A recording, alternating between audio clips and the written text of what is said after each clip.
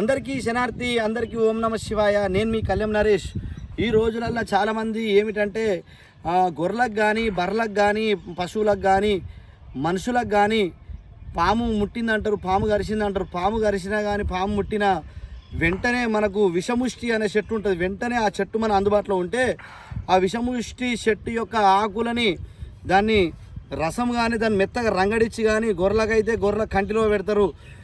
బర్రెలకు కానీ పశువులకు, ఏ గొర్రెలకు బర్రెలకైనా పశువులకైనా ఆవులకైనా బర్రెలకైనా వాటికి కంటిలో పెట్టినట్టయితే విషముష్టి చెట్టు అనేది విషం దిగిపోతుంది. దాన్ని విషముష్టి అంటారు. కొందరు మనోళ్ళు పెద్దలు విష్ణుమూర్తి అని చెట్టు అంటారు.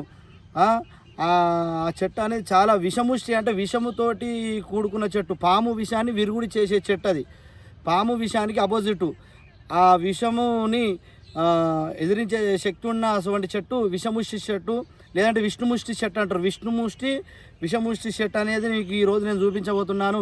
ఆ చెట్టు చాలా అడవి అరణ్య ప్రాంతాలల్లో, గుట్టల ప్రాంతాలల్లో బాగా రేర్గా ఇది ఉండే చెట్టు విష్ణుముష్టి చెట్టు అంటారు. విషముష్టి చెట్టు మీకు ఈరోజు నేను పరిచయం చేయబోతున్నాను. ఆ చెట్టు మీకు చూపిస్తారా?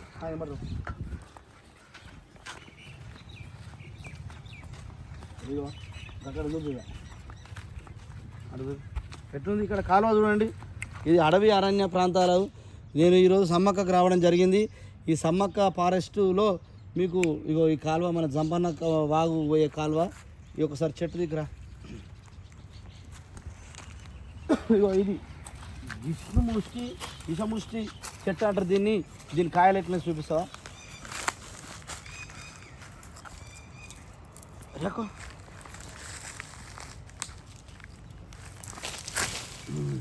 ఇగో అవపడుతున్నావా? ఇగో ఇది విష్ణుముష్టి కట్టే. ఇగో ఇది విషముష్టి అంటారు. దీని విషముతో దీని ఆకులు వచ్చేసి మన పాము పడిగలాగుంటాయి. ఇగో ప్రతి ఒక్క ఆకు కానీ నీకు పాము పడిగిప్పినట్టుగా ఎదురుగుంటాయి ఆకులు. దీనికి ఆకులు చూసుకో, దీని కాయలు చూసుకో. ఇంకా జర పెద్దగా అయితే రౌండ్ ఇప్పుడు కచ్చకాయలు లెక్క ఉన్నాయి. ఇగో ఇట్లా ఇది విషముష్టి అంటారు, విష్ణుముష్టి చెట్టు అంటారు. ఇది పాము ముట్టినా కానీ, పాము కరిచినా కానీ ఇది విరుగుడుకు నెంబర్ 1. ఈ చెట్టుతో కూడా చాలా ప్రయోజనాలు ఉంటాయి. మనం ఏంటంటే ఇది ఎప్పుడు తీసుకోవాలి ఏం కథ అంటే నాగుల పంచమి నాడు రావాలి. నాగుల పంచమి నాడు స్నానం చేసి ఈ చెట్టు దగ్గర ఈ మొదలకు పాలు పోయాలి. ఆవు పాలు తీసుకొచ్చి చెట్టు మొదలు చూపించుదా పాలు అది వచ్చింది.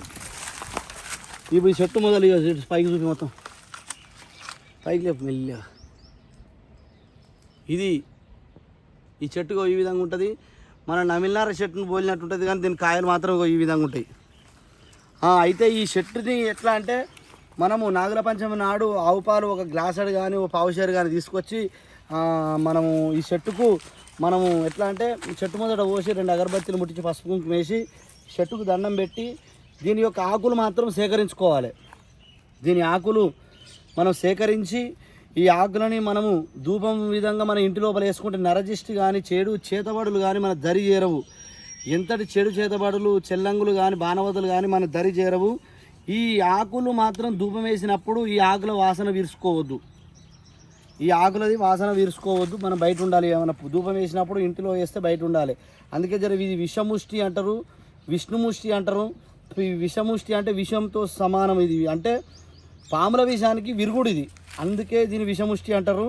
ఈ చెట్టు యొక్క ఈ ఆకులు నాగుల పంచమి నాడు తీసిన యొక్క ఈ చెట్టు యొక్క ఆకులని పౌడర్గా వేసుకొని ఎవరికైనా పాము కరిచినా కానీ, తేలు కరిచినా కానీ, ఆవులకు కానీ బర్రెలకు కానీ ఎమర్జెన్సీ కడుపు ఉబ్బింది అనుకో, ఇట్లా ఆవులకు కానీ బర్రెలకు కానీ కడుపు ఉబ్బి కానీ బొర్ర ఉబ్బి ఇట్లా తినయి మేత మేయనడు కడుపు ఉబ్బి నిలబడిపోతే పసరం నిలబడ్డదంటే అప్పుడే మేల్కోవాలి. అరే దీనికి పురుగు ముట్టిందిరా, గొర్రె నిలబడుతుంది కడుపు ఉబ్బి, అరే దీనికి పురుగు ముట్టినట్టుందిరా అని మనం మేల్కొని ఈ విషముష్టి యొక్క ఈ ఆకుల యొక్క చూర్ణాన్ని ఏం చేయాలి, దీని దగ్గర రంగడిచ్చి కంటి లోపల రుద్దాలి. కంటిలో రుద్దినట్టయితే నీకు విషం అంతా విరుగుడు అవుతుంది. పాము కరిచినా తేలు కరిచినా విషం విరుగుడు అవుతుంది. ఇది అందుకే నెంబర్ 1 మూలికగా దీన్ని విలువబడుతుంది. అడవి అరణ్యాల ప్రాంతాలల్లో, గుట్టల ప్రాంతాలలోనే ఉంటుంది ఎక్కువ. ఎక్కడ పడితే అక్కడ దొరకదండి. ఇగో దాని కాయలు ఇగో ఈ విధంగా ఉంటాయి. చిన్నగా లేతగా ఉన్నప్పుడు ఇది ఇంకా చాలా పెద్దగా అవుతాయి. మన చిన్నగా మన బతాయి చిన్న బతాయి కాయలాగా మన నిమ్మకాయలు పెద్దగా సైజు ఉంటాయి, అంతకంటే పెద్ద సైజు అవుతాయి. ఇది విషముష్టి చెట్టు.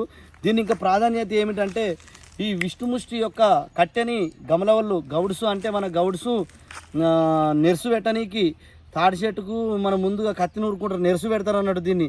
ఆ నెరుసు పెట్టనీకి కూడా దీన్ని కట్టెను వాడతారు. ఇది నెంబర్ 1గా పనిచేస్తుంది. ఆ నెరుసుబాద్ద అంటారు దాన్ని. నెరుసుబాద్ద మీద మనం బండరాయి పొడితోటి కత్తులు నూరుతారు. దీని మీద నూరినట్టయితే సప్ప నాది కళ్ళు ఉంటుంది, సప్ప షేదు కళ్ళు అవుతుంది.